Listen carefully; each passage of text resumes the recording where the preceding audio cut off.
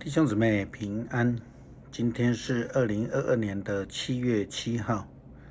今天的经文是诗篇82篇，阿摩司书第1章第1节到第2章第3节，雅各书第2章14到26节。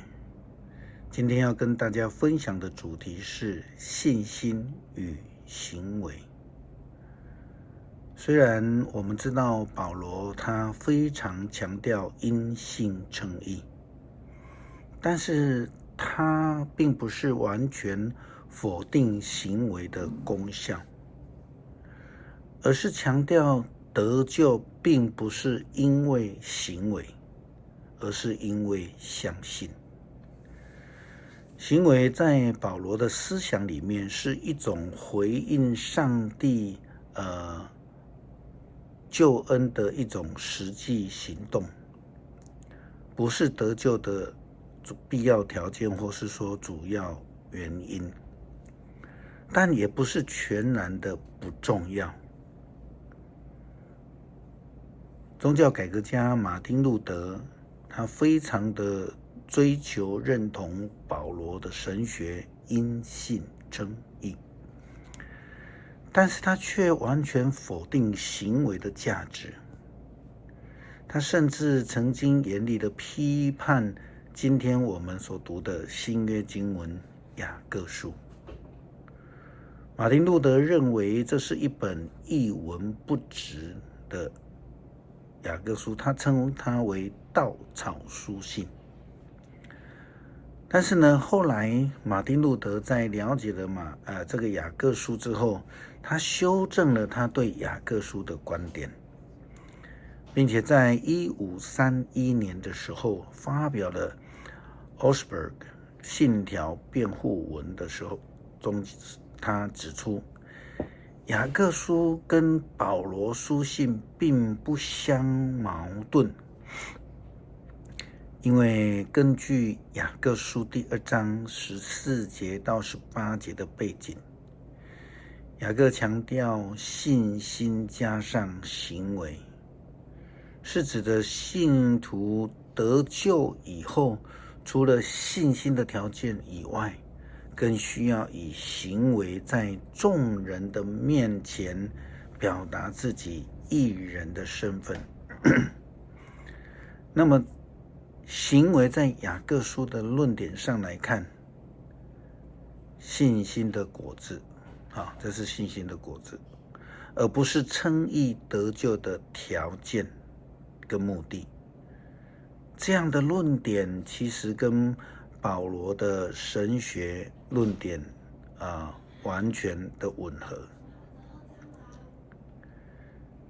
今天的旧约圣经提到了几个城市、区域，或者我们说它是国家。先知提到关于叙利亚、关于非利士、关于泰尔、关于以东、关于亚门、关于摩押等这些外邦国家，他们都是在生活上面一而再再而三的犯罪，在圣经里面指出他们一再的点出他们是再三的犯罪，因此上帝对他们大发这个烈怒，他们的行为表现出他们的恶不是善，因此将会得到恶果。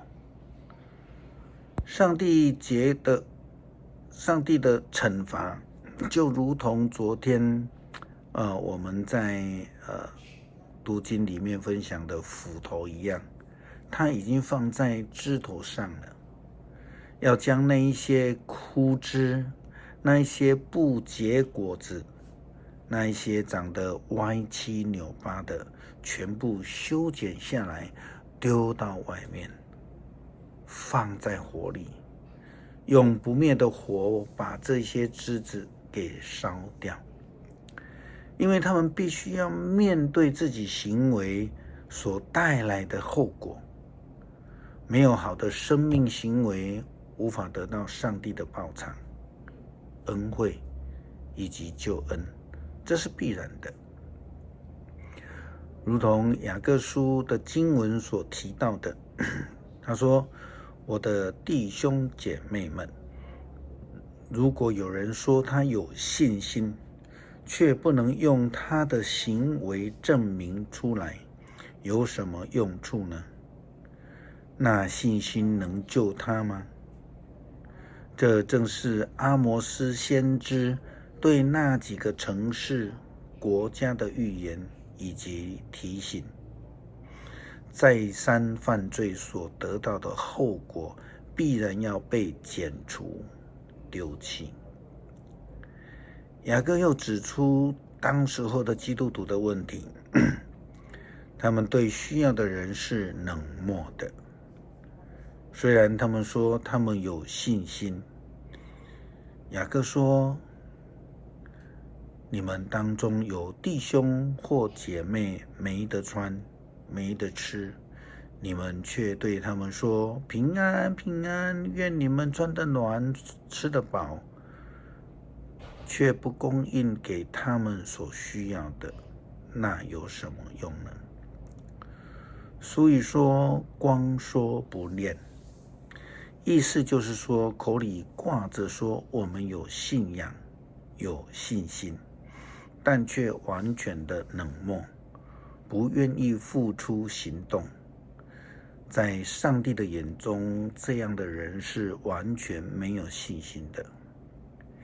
雅各对于这样的人有很严厉的批判。他说，同样，信心没有行为就是死的。但是有人会说，这个人有信心，那个人有行为。我要回答，你给我看那没有行为的信心。我要用行为给你看我的信心。他有说，愚蠢的人啊，你们想要知道没有行为的信心是无用的吗？雅各举了亚伯拉罕为例，提到亚伯拉罕献儿子的事情。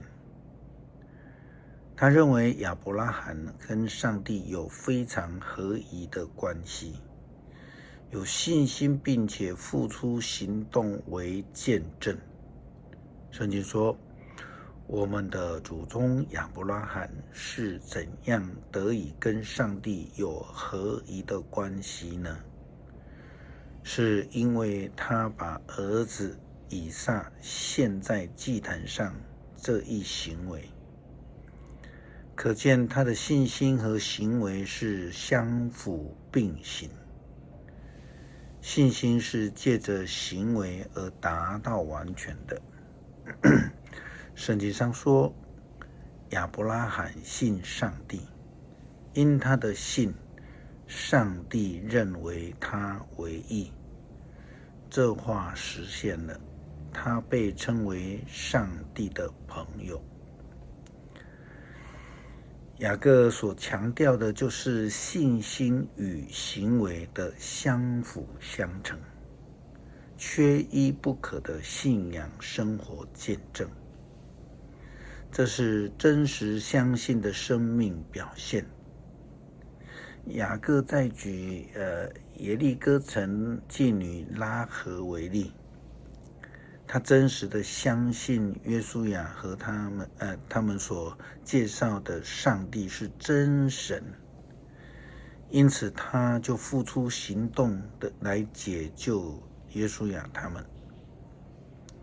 圣经说，妓女拉合的情形也是一样，她得以跟上帝有合宜的关系，是由于行为。她接待犹太人的使者，又帮助他们从另外一条路逃走。雅各巧妙地形容信心和行为，这如同身体和人的气息一样，缺一不可。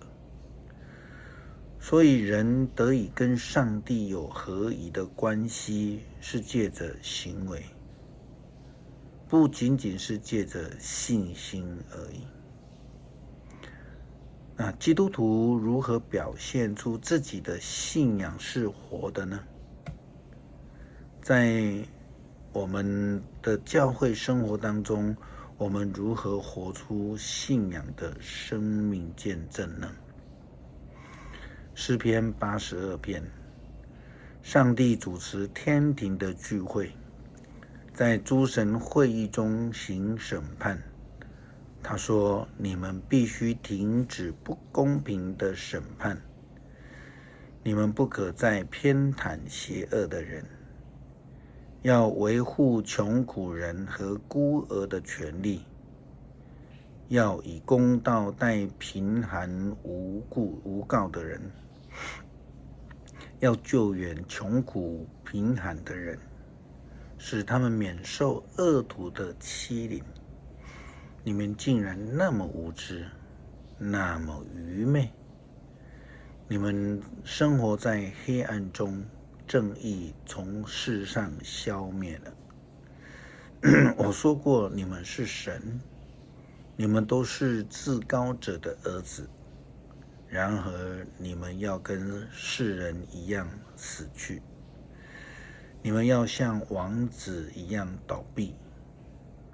上帝啊，求你起来审判这世界，因为万国都属于你。谢谢主赐给我们救恩，使我们因为相信而能够得救。